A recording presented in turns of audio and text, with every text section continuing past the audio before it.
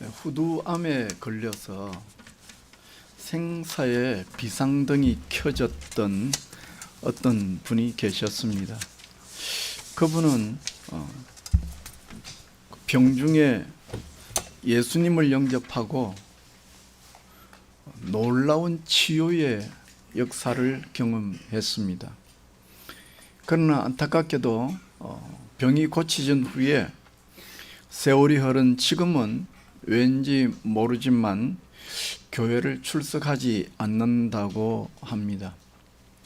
우리가 이런 일들을 간혹 주변에서 보게 되어지는데, 이런 상황 속에서 우리가 신앙 상식선에서 생각할 수 있는 것은, 하나님은 우리에게 구원을 허락하셨다가 일정 시간이 흐른 후에 그 구원을 빼앗는 분이 아니다 하는 사실입니다. 분명한 것은 하나님께서 한 심령 마음속에 믿음을 허락하셨다면 하나님은 그 믿음을 반드시 완성시키시는 분이시다 하는 겁니다. 그렇다면 방금 제가 간략하게 소개해드린 이런 현실에 처한 분들은 우리가 어떻게 판단을 내려야 합니까? 우리는 남의 구원에 관하여 함부로 이렇다 저렇다 평가하고 판단하는 일에 조심해야 할 것입니다. 우리는 너무도 쉽게 그 사람의 구원받았는가 구원받지 못했는가를 그 사람의 드러난 모습만을 가지고 우리의 입술로 왈가왈부하는 것은 참으로 경솔한 일이 되어질 것입니다. 혹 우리 주변에 이런 분이 계십니까? 예전에는 예수님을 열심히 믿었는데 지금은 교회를 나오지 않는 그런 분들이 우리 주변에 혹시 계십니까? 그렇다면 그분을 위해서 낙심하지 말고 계속 기도를 하다 보면 하나님께서 작정하신 때에 분명 다시 돌아올 것이다 하는 희망을 버려서는 안 될 것입니다. 저는 오늘 본문 가운데 마지막 절 말씀인 6절 말씀, 아브라함이 여호와를 믿으니 여호와께서 그의 의로 여기셨다 하는 말씀을 중심으로 해서 하나님은 연약한 믿음을 완성시키신다라는 주제로 말씀을 전하고자 합니다. 첫째로, 하나님은 연약한 믿음을 완성시키신다는 주제가 나온 상황, 배경을 말씀드리겠습니다. 오늘 설교 본문이 15장이니까 14장, 그러니까 오늘 본문 바로 앞에 있는 사건을 좀 보면 14장에서 아브라함은 하나님의 부르심을 받고 이제 믿음이 무엇인지 나름대로 감을 잡는 그런 수준이었습니다. 그리고 그는 그 믿음의 수준으로 소돔의 연합군과 전쟁에서 기적적인 승리를 맛보고 그 감격으로 전쟁에서 이긴 모든 전리품을 기쁨으로 내어놓고 심지어 멜기세덱에게는 10의 1조를 드립니다. 그러니까 신앙의 초보 수준에서 11조를 실천한다는 것은 이건 대단한 결단이고 참 훌륭한 실천이라 할 것입니다. 이렇게 아브라함이 이제 겨우 하나님을 만나고 믿음으로 10의 1을 드리는 결단을 내렸다고 하면 하나님께서 이를 기쁘게 여기시고 그 아브라함이 그렇게 소원하는 자식 하나 덜컥 낳도록 역사해 주셔야 하지 않겠습니까? 뭔가 주고받는 것이 있어야 아브라함도 힘을 얻어서 신앙생활을 할 것인데 말입니다. 그런데 아브라함이 정말 힘을 들여서 자기 딴에는 믿음을 다 해서 최선을 다해서 결단을 내리고 전리품도 내놓고 하나님 앞에 11조도 합니다. 그런데 하나님이 그걸 입을 싹 닦으신다 말입니다. 아브라함은 이것을 보면서 낙심하는 거죠. 영적으로 지치는 거죠. 그래서 우리는 이런 상황을 보고 시험에 든다라고 표현하기도 하죠. 아브라함의 입장에서는 자기는 하나님 앞에 한다고 했는데 하나님께서 사람의 표현으로 말하면 입을 싹 닦아버리시니까 하나님에 대한 불신도 생기고 인간적인 생각도 들 것입니다. 전날 소돔과의 전쟁은 자신이 야밤에 기습전을 펼쳤죠. 소돔 왕으로서는 도무지 생각할 수 없었잖아요. 소규모의 군대로 그렇게 할 것이라고는 꿈에도 여기지 않았던 상황 속에서 아브라함이 기습전을 펼쳐서 소돔 왕의 입장에서는 볼 때는 얼떨떨결에 누가 얼마나 군사를 가지고 어떻게 쳐들어왔는지도 모르는 상황 속에서 당했지만은 이제 시간이 조금 흘렀습니다. 그러니 소돔 왕도 정신을 차리고 살피지 않았겠습니까? 나를 공격한 이들이 누군지, 그가 가지고 있는 군사의 숫자는 얼마인지 대략 얼추 짐작을 했을 것이고, 상황 판단이 끝나면 소돔 왕은 복수의 칼을 갈면서 감히 나를 공격해 내가 한번 너를 일망타진할 거다 하는 그런 복수의 기회를 찾고 있었을 것입니다.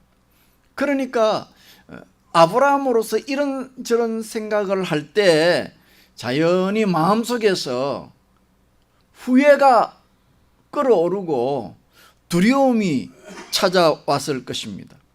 만일 이 순간에 아브라함이 전리품을 다 내놓고 11조를 했을 때 하나님께서 즉각적으로 아브라함에게 어떤 눈에 보이는 반응을 보이셨다면 아브라함은 일사천리로 신이 나서 믿음으로 나아갔겠지만 하나님께서 예상외로 반응이 없다는 것이죠. 그러니까 아브라함이 후회가 되는 거죠. 아, 내가 너무 앞서 나갔나? 내가 괜히 11조 드린 거 아니야? 내가 괜히 전리품을 내놓은 거 아니야?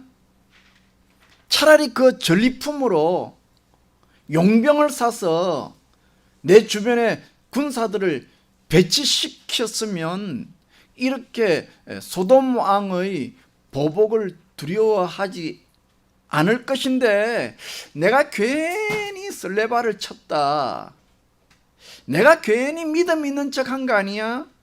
하는 후회와 두려움이 자리를 잡기 시작한 겁니다.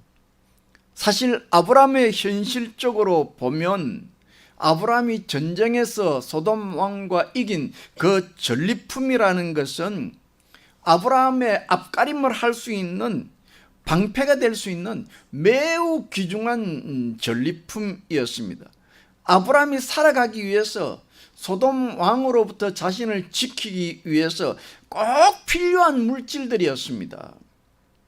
그런데 아브라함은 이런 세상적인 가치관과 판단을 내려놓고 정말로 믿음으로 순수하게 반응했는데 하나님께서 아무런 반응을 보여주지 않으니까 후회가 되고 현실적으로 불안과 두려움에 찾아온 겁니다.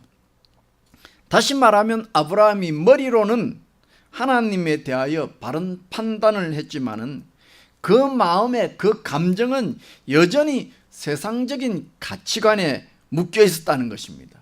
그래서 마음속으로 송충이는 솔잎을 먹고 살아야지, 걸레를 빨면 행주가 되냐, 뭐 이런 세상식의 생각이 자리를 잡으면서 자신이 믿음으로 행한 그 행위들을 후회하고 자책하기 시작하는 겁니다.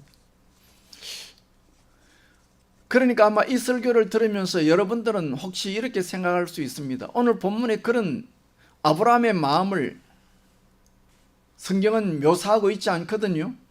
그러니까 목사님께서 아니 어떻게 그 옛날에 아브라함의 속마음에 들어가신 것도 아닌데 어떻게 속마음을 그렇게 잘 알 수 있습니까? 라고 질문하실 수 있겠지만은 저는 근거가 있죠. 여러분들은 아니 목사님 아브라함은 믿음의 조상인데 그렇게 아브라함의 믿음을 폄하해도 됩니까? 하지만 저는 본문 6절을 보면 이렇게 되어 있거든요. 하나님께서 아브라함의 믿음을 보시고 의로 여기셨다라는 말씀이 오늘 본문 핵심 말씀이라고 했는데 이 말씀을 하는 오늘 본문 1절을 보면 이후에 라는 말이 있거든요. 이후에라는 말은 앞에 14장 이야기로서 소돔 왕과의 전쟁을 이야기하고 있거든요. 그래서 이후에 그러니까 아브라함이 소돔 왕과 전쟁을 벌이고 난 이후에 하나님 여호와의 말씀이 아브라함에게 임하여 가라사대 아브라함아 두려워 마라. 소돔과의 전쟁을 끝나고 난 뒤에 시간이 좀 흐른 후에 하나님께서 아브라함에게 찾아와서 두려워하지 마라. 그렇게 하나님께서 위로의 말씀을 했다는 것입니다. 그 말은 아브라함이 두려워했다는 것이죠. 다시 말하면 아브라함이 소돔 왕과의 전쟁에서 승리한 이후에 그 마음속에 하나님이 아무런 반응이 없으시니까 아브라함이 후회하며 두려워하고 있었다 하는 것입니다. 간단하게 말하면 아브라함이 하나님을 믿기는 믿었지만은 그 마음에 속절없이 두려움에 노출되었다는 것입니다. 다시 말하면 신앙생활을 하지만 감정적으로 하나님을 온전히 누리지 못하는 상황이었다 하는 것입니다. 그러면 둘째로 하나님께서 완성시키시는 믿음은 그러면 어떤 믿음이냐? 앞서 말씀드린 것처럼 아브라함의 그 연약한 믿음을 완성시키시는 하나님이다 하는 것입니다. 그러면 아브라함의 믿음이 연약한 믿음이라고 하는 그러면 근거는 뭐냐?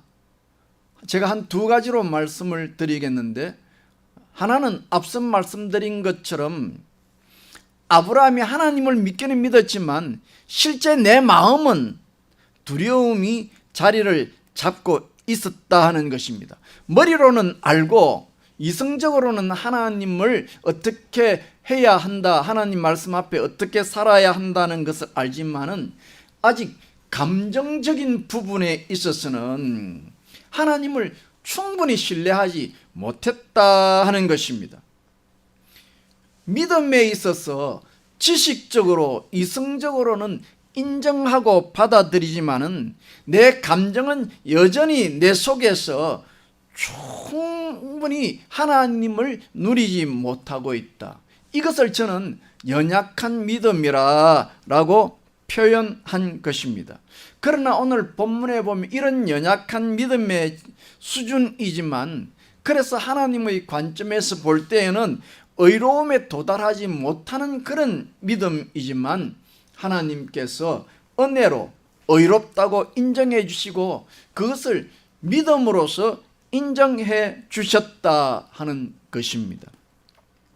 그리고 오늘 이런 믿음의 수준이 오늘 우리의 믿음과 유사합니다. 오늘 우리가 예수님을 믿지만 여전히 내 마음속에 머리로는 예수님에 대한 구원의 지식이 있지만 내 마음속에는 어떤 일을 당하면 여전히 불신과 두려움과 아픔이라는 것이 작동합니다. 이 땅에 살면서 내가 믿음을 가지고 있지만은 시시때때로 내 마음의 상처라는 것이 작동합니다.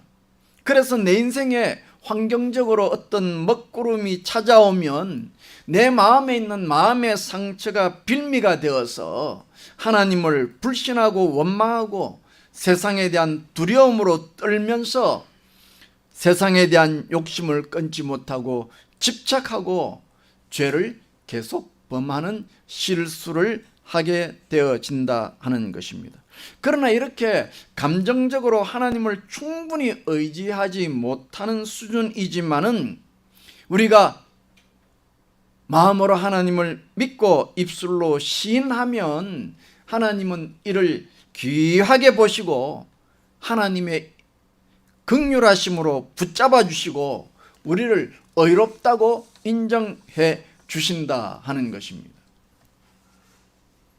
하나님이 아브라함을 볼 때에 그 믿음을 연약한 믿음이라고 하면 두 번째 근거로 설명드릴 수 있을 것입니다. 그것은 아브라함의 믿음이 연약한 믿음이다 함을 증명하는 것은 오늘 본문에 아브라함이 하나님에게 물증을 요구하는 부분에서 찾을 수 있다는 것입니다. 믿는다는 말은 말 그대로 믿는 것이죠. 우리가 예수님을 믿고 신앙생활을 하는 것이 눈에 무언가 보이는 물증이 있어서 믿는 것은 아니죠. 그러니까 믿으라는 거 아니에요. 뭔가 눈에 보이는 물증이 없지만은 믿으라는 거 아닙니까? 그런데 아브라함이 하나님이 말씀하시니 믿어야 되는데 믿기는 믿었지만은 오늘 본문에 보면 아브라함이 하나님에게 물증을 요구하더라는 것이죠. 그러니까 이게 연약하구나, 아직까지 믿음의 깊이가 깊이 내려가지 못했구나 하는 것입니다. 지금 예를 들어서 어떤 처녀와 총각이 소개팅을 하고 사귀는 단계에 있습니다. 총각이 지금 처녀에게 마음을 두고 있습니다. 처녀도 저 소개받은 남자가 나름 괜찮아 보이고 저 총각이 나에게 마음을 두고 있구나 하는 것을 대충 눈치를 챕니다. 그러나 문제는 처녀에게서 저 총각을 보면서 소위 말하는 필이 안 오는 겁니다. 그래서 총각을 대할 때마다 괜찮은 총각이다 싶지만은 마음이 무덤덤합니다. 그러니까 총각이 애가 타서 어쩔 줄 모르고 처녀에게 자신의 사랑을 증명하기 위해서 이것저것 노력을 많이 합니다. 처녀가 원하면 집도 바래다 주고 웃겨달라면 아저씨 농담도 개그도 마다 않고 어떤 미술관이나 관람관이나 전혀 가보지도 않았지만 처녀를 위해서 돈을 막 펑펑 씁니다. 그런 증거를 통해서 이 처녀가 어느 날 총각이 보여주는 사랑의 증거에 마음이 열리고 필이 느껴질 때, 이때 이제 남자가 총각이 프로포즈를 하는 거죠. 그러니까 연애라고 하는 것은 내가 사랑한다는 증거를 보이는 시간이죠. 아, 이 사람을 믿어도 되겠구나 하는 필이 꽂히도록 하는 시간이라 그 말이에요. 그런데 문제는 마음에 상처가 있는 자매들은 쉽게 마음을 못 연다 하는 것입니다. 아무리 사랑의 증거를 들이밀어도 쉽게 마음을 못 연다. 그래서 이미 이 총각과 결혼을 했음에도 불구하고 받은 상처가 있으면 그 마음속에 상처가 작동해서 이번에 또 버림을 받으면 안 된다 하는 두려움 때문에 계속해서 결혼을 했는데도 불구하고 총각 때 보여줬던 사랑의 증거를 요구하고 이것이 조금만이라도 자기에게 부족하다 싶으면 강짜를 부리고 정말 저 남자가 나를 사랑하는 것이 맞느냐 의심하게 되어지는 것입니다. 마치 아브라함과 하나님의 관계가 지금 이렇다는 것입니다. 아브라함은 믿음으로 소돔 왕과의 전쟁에서 승리했고 믿음으로 잘 감당했습니다. 그러면 하나님께서 아브라함의 뭔가 네가 나를 그렇게 사랑하면 나도 뭔가 증거를 보여주면 하고 뭔가를 딱 내어놓아야 하는데 하나님이 아무런 반응이 없으니까 이 아브라함 마음속에 덜컥 불신이 생긴 거죠. 그리고 세상에 대한 두려움이 자리를 잡는 거죠. 머리로는 하나님이 좋은 분이신 줄은 알지만 아브라함의 마음속에 밑도 끝도 없는 불신과 두려움이 자리를 잡고 하나님 앞에 온전히 나아갈 수 없었다는 것이죠. 그래서 강짜를 부리는 거예요. 하나님 앞에. 하나님, 정말 하나님이 나를 갈대아 우르에서 나와서 복의 근원이 되겠다 하셨다면 말로만 하지 말고 증거를 보여주십시오. 이렇게 강짜를 부리는 것입니다. 이렇게 강짜를 부리는 아브라함을 향해서도 하나님께서는 뭐라 그랬습니까? 저가 나를 믿으니 의로 여겨 주셨다. 즉 다시 말하면 아브라함의 믿음이 겨자씨보다 못한 믿음이지만 하나님께서 그를 하늘에 인정받을 수 있는 하늘의 의로 인정해 주셨다 하는 것입니다. 그러면 세 번째로 하나님은 어떻게 이 연약한 믿음을 완성을 시키시느냐?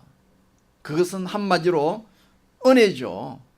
교회에서 잘 사용하는 말이죠. 은혜죠. 사실 하나님의 입장에서 전능하신 하나님께서 아브라함의 믿음을 완성시키는데 무슨 방법이 필요하겠습니까?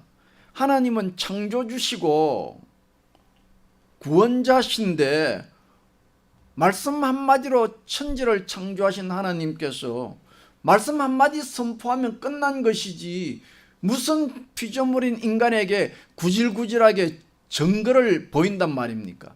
그것 자체가 어불성설이죠. 이놈아, 내가 너를 구원시켰다, 너를 믿음의 조상이라고 했으면 그것이 끝이다. 뭘 내가 너에게 증거를 보여야 하느냐? 그렇게 하지 아니하시고 하나님은 정말로 은혜스럽게 이런 아브라함의 연약한 믿음의 눈높이에 맞추어서 물증을 보여주셨다는 것입니다. 그러니까 이게 기가 막힌 은혜다라는 것이죠. 하나님이 아니 피조물인 죄인에게 무슨 물증을 보이느냐고요. 그 물증이 오늘 본문 이후에 나오는 내용입니다. 하나님은 아브라함에게 짐승을 죽여서 쪼개라고 명령하시고 그 사이로 불이 지나가는 환상을 보여줍니다. 이 환상의 의미는 내가 너로 하여금 믿음의 조상이 되겠다, 복의 근원이 되겠다 한 약속을 하나님이 내가 너에게 지키지 못하면 내가 이 쪼개진 짐승처럼 나도 죽겠다. 이게 말이 되는 이야기입니까? 하나님이 피조물에게 내가 죽겠다 이런 약속을 한다는 것은 이건 감히 생각할 수 없는 말도 안 되는 그런 약속이죠. 동시에 이 약속은 아브라함에게도 말해서 아브라함 너도 내 앞에서 하나님의 약속을 지키지 않으면 너도 죽을 것이다 하는 경고의 말씀이죠. 그리고 이유는 여러분들이 잘 아시잖아요. 우리는 하나님과의 약속을 맺었지만은 하나님 앞에 그 약속을 어기고 마치 제갈길로 간 양처럼 살아간 인생이 바로 우리가 아닙니까? 그리고 어리석은 양처럼 제갈길로 간 우리 인생을 위하여 하나님께서 아브라함이 죽어야 하는데도 불구하고 대신에 하나님은 그의 아들 독생자 예수 그리스도를 죽이심으로 구체적인 사랑의 증거를 보여주셨습니다. 그래서 하나님은 아브라함의 연약함과 죄를 대신해서 그 아들 성자 예수 그리스도를 죽이심으로 아브라함의 연약한 믿음을 완성시켜 주신 믿음의 조상으로 이끌어 주신 것입니다.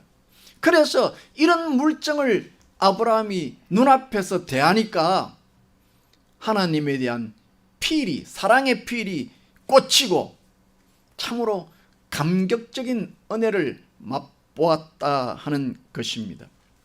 이제 이런 사실을 우리의 입장에서 묵상해 보아야 합니다. 창조주 하나님이 피조물이고 죄인된 우리에게 약속하시고 말씀만 하는 것만 해도 이건 말이 안 되는 은혜인데 이것으로 부족하다 생각하시고 하나님께서 인간에게 물증을 보여주셨다. 심지어 그 물증을 보여주실 때에 하나님이 약속을 어긴 것이 아니고 인간 편에서 약속을 어겼는데 하나님은 그 인간을, 약속을 어긴 인간을 죽임을 당하게 하지 않고 오히려 대신 자신의 아들 예수 그리스도를 대신 죽게 하셔서 우리를 살리셨다고 하면 이보다 더 큰 말로 할 수 없는 이 파격적인 은혜를 어떻게 우리가 이해할 수 있겠습니까? 이건 우리의 입장에서는 도무지 생각할 수 없는 하나님의 은혜입니다. 구체적인 예를 한번 들어보십시다. 여러분의 가정은 어떨지 모르지만 저는 사는 집이 구옥이라 간혹 자다 보면 천장에서 바퀴벌레가 기어다닙니다. 천장에 붙은 전구에 보면 바퀴벌레가 들어가 죽은 사체들이 몇 마리가 있어요. 그런데 가정입니다. 어느 날 잠을 자는데 뭔가 천장에 뚝 떨어졌어요. 뚝 떨어진 이런 바퀴벌레가 떨어지면 떨어진 거지 하필이면 뿔뿔뿔뿔 기어와 내 뺨때기로 기어오릅니다. 그러면 여러분 어떡하겠습니까? 아이고 저놈이 철이 없어서 감히 내 얼굴에 기어오르는구나. 내가 저를 불쌍히 여겨야지. 응? 너를 용서해 주마 하고 가만히 내버려 둡니까? 아니면 그 순간 손이 올라서 내 뺨때기를 내리쳐서 바퀴벌레를 때려 잡습니까? 하나님은 우리를 볼 때에 우리가 바퀴벌레를 보는 것보다 더 못한 죄인이잖아요.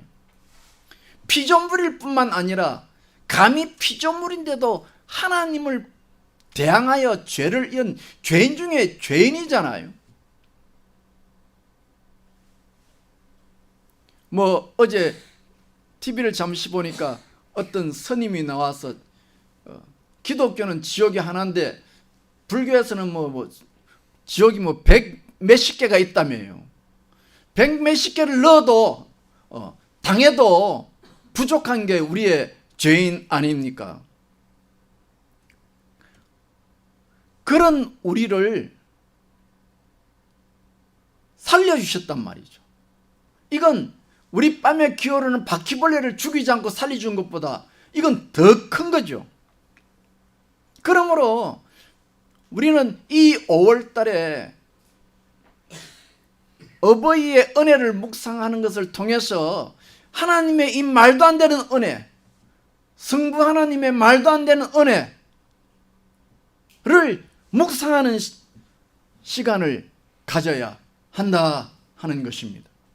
더 나아가서 오늘 하나님께서 물정으로 보여주신 이 환상을 보면 짐승을 쪼개놓고 거기에 횃불이 지나갔다는 거 아닙니까?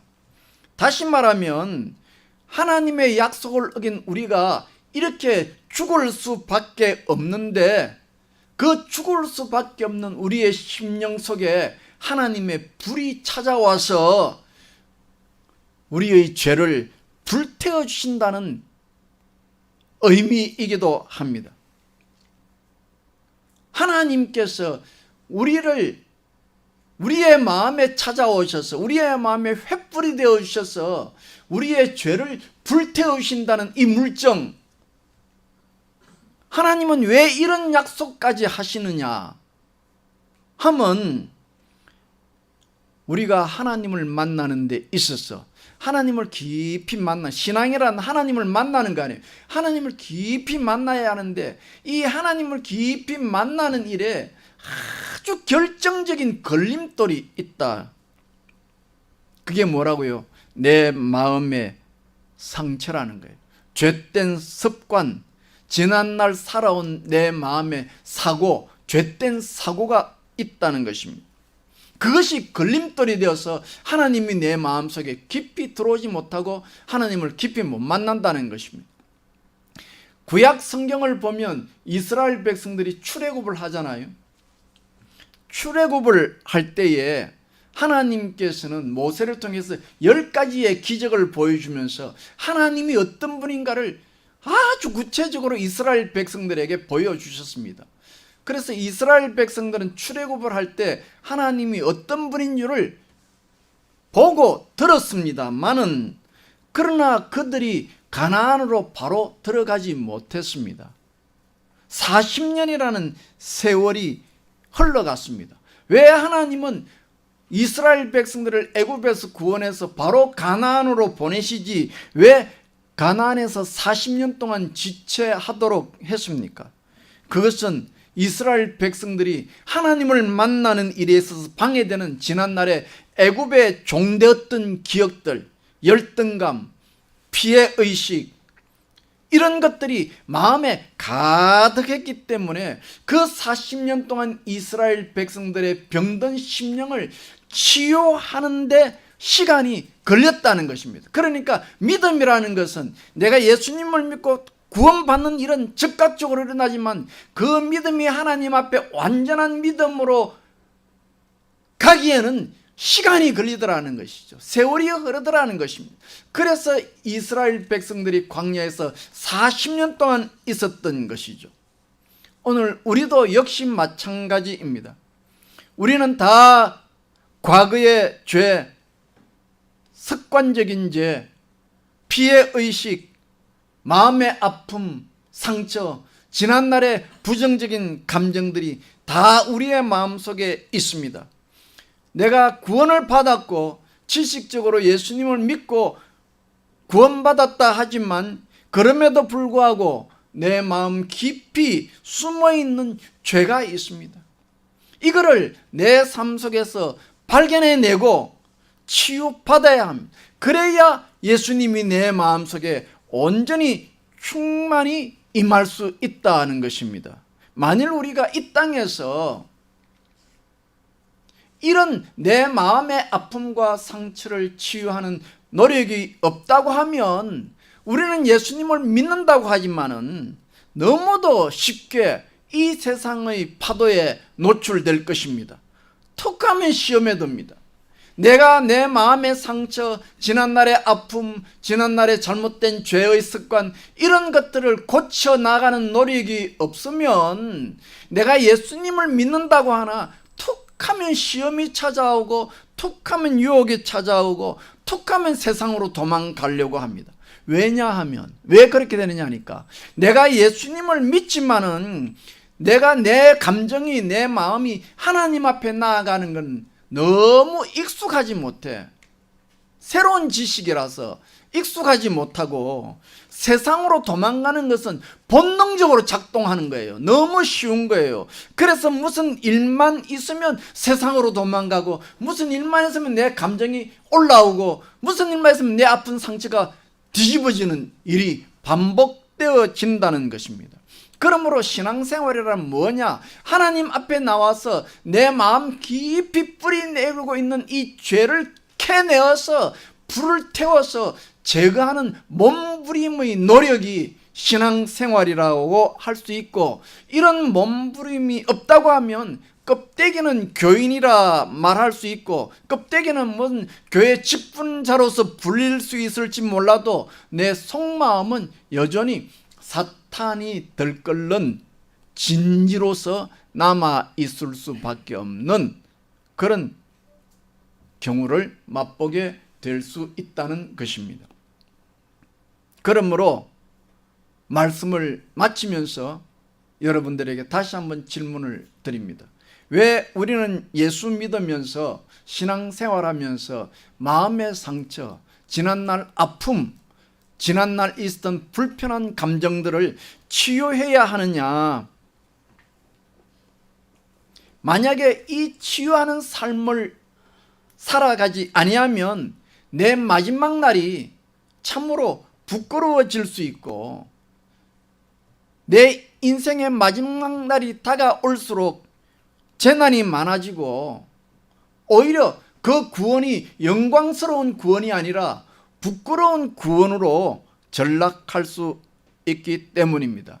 그래서 믿음의 조상 아브라함도 하나님을 만나고 그가 하나님 앞에서 완전한 믿음으로 성숙되기 위해서는 20여 년의 긴 세월이 걸렸던 것처럼 우리도 우리의 이 삶을 통해서 날마다 마음의 아픔들을 치료해 나가는 그런 몸부림의 삶을 살아가야 한다는 것입니다.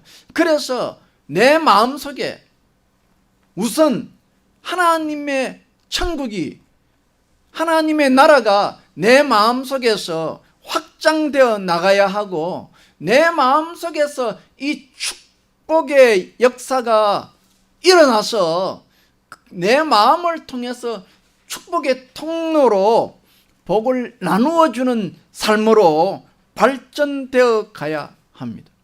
어떻게 이런 삶이 가능합니까?